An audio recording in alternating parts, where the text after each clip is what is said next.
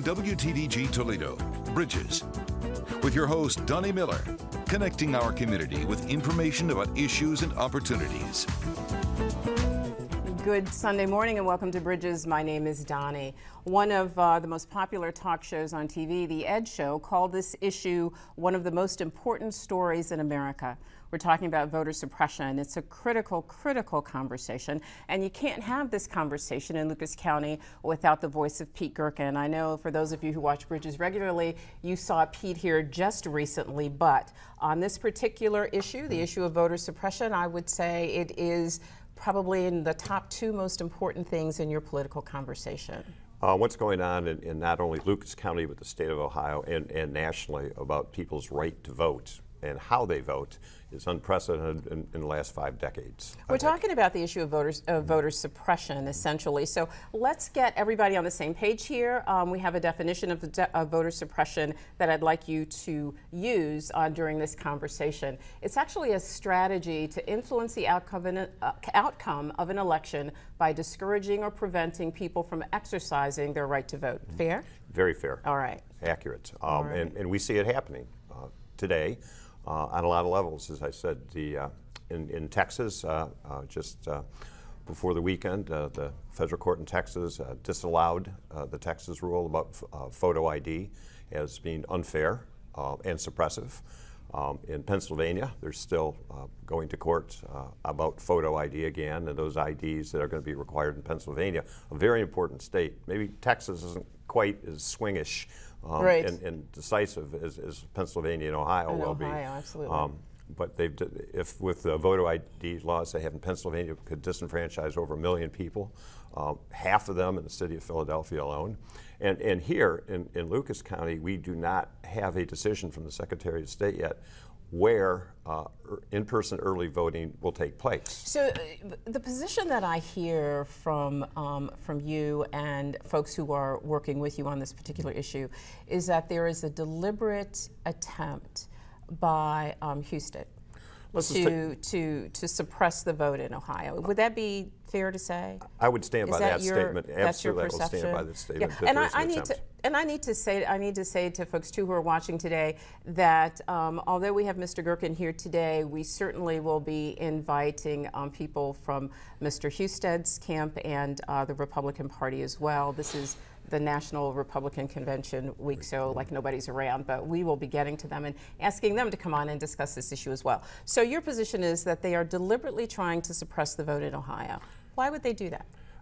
Because early in-person voting tends to be skewed toward Democratic voters, tends to skew toward people that are not affluent but working class people, people whose lives are so busy and trying to survive the economic times that by taking away opportunity, weekends, after work hours, locations that are yet in our county not even known yet, that is a strategy to make sure people don't have access to their voting rights that they had 4 years ago. In 2008, there was access 3 weekends ahead of time, until 7 and 8 o'clock at night, and we have facts. We just look at the records from the Lucas County Board of Elections. They'll tell you. We know by day, by hour, how many people voted at in-person early voting. Well, you know what's so interesting about this conversation? I mean, there are lots and lots of interesting things about this conversation, and it is one that we could have for days and days and days. There's so many moving parts, but this whole issue was one of, I mean, it was wildly popular in terms of being an element of overall voter reform. I mean, it made voting more convenient for the voters. It made Election Day more manageable. Everybody loved it in 2002 and 2004. And then, I mean, so who could disagree with that? And then 2008 shows up, and everybody, lots of people decided this isn't such a good thing. It wasn't such a good thing because it depends who's getting elected and where. If you look at the value of the state of Ohio, just in the presidential election, right? Absolutely, it's ground zero again. A county like Lucas County that generally votes in the 60% for the Democratic candidate, all they would have to do is maybe take that down from 65% to 60%. That 5% drop off is potentially enough to move the entire state of Ohio into a red column, which could move the entire presidential election. So it's not far-fetched to say, and Doni, I'm not an Oliver Stone conspiracist at all, but the effects of the decisions that are being made today and being challenged as they're being made have an effect on the entire future of the country. And you know what, I think that's really important for people to note as well, that this conversation is really about everybody. I mean, as we go through this conversation, I think that both of us are probably going to point out that there are some groups of people who are more disenfranchised, at least from the Democratic point of view, than others. But it really is an issue about the right to vote.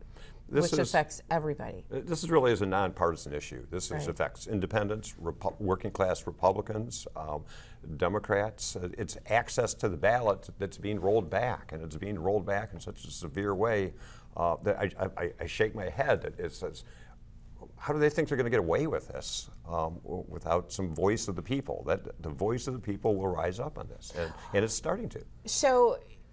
So the point that you hear, or the point that you see, and the point that you hear in most conversations about this is that 2008 was the year that the early voting process was actually used to mobilize poor people, people of color, elderly people to vote for Obama. And if that's allowed to happen again, then Obama increases his chances of winning at a time when when Republicans desperately want Mitt Romney to win. Absolutely true. Absolutely true statement on that. And if you look at who voted, what time they voted, and where they voted at our early vote center near downtown, and the time of days that they did, it's clear that to take that away from people, and take that away from people with this cover story that Secretary Houston has put out there. Well, I'm going to mail an invitation to everybody in the state. He's going to mail to every registered voter in the state basically an invitation to apply for an absentee ballot. Now here's how that works. Maybe they have your address right, maybe they have your name right, and it goes out to you and you pick it up.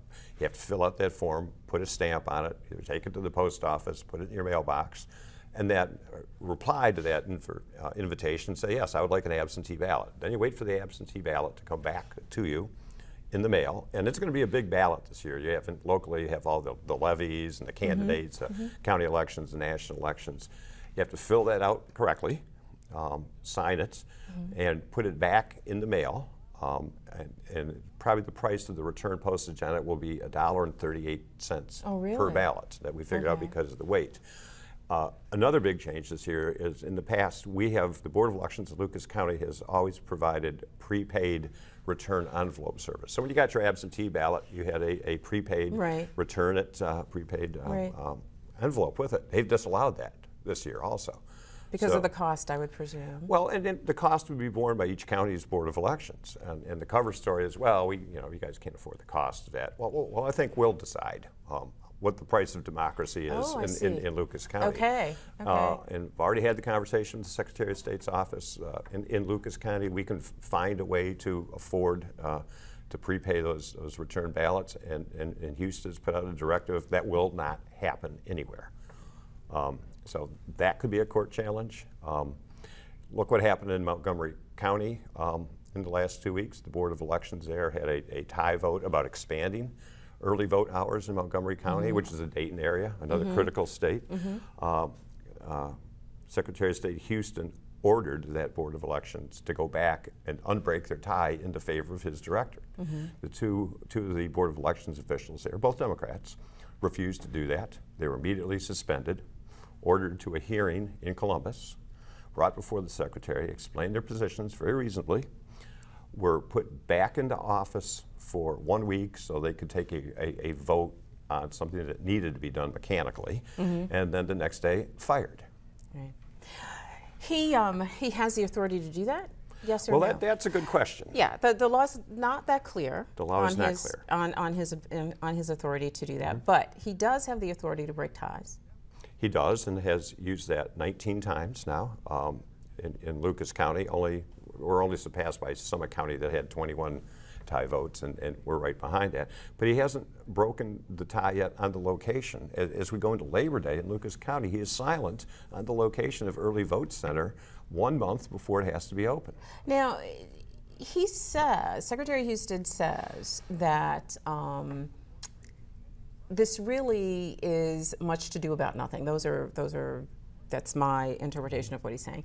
That because, as you mentioned earlier, everybody will have the opportunity for an absentee ballot, that there really is no reason to have these extended hours, these extended voting hours. He actually has some support from some interesting quarters in that position.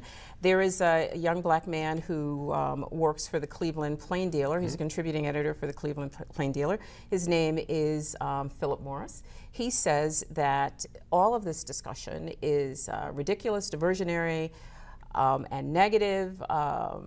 He does say that he thinks the elimination of early voting 72 hours before Election Day is stupid, but he says it's not racist, which is one of the things that it gets to be called, that this whole issue sort of revolves around. He says it's a distraction from the real issues.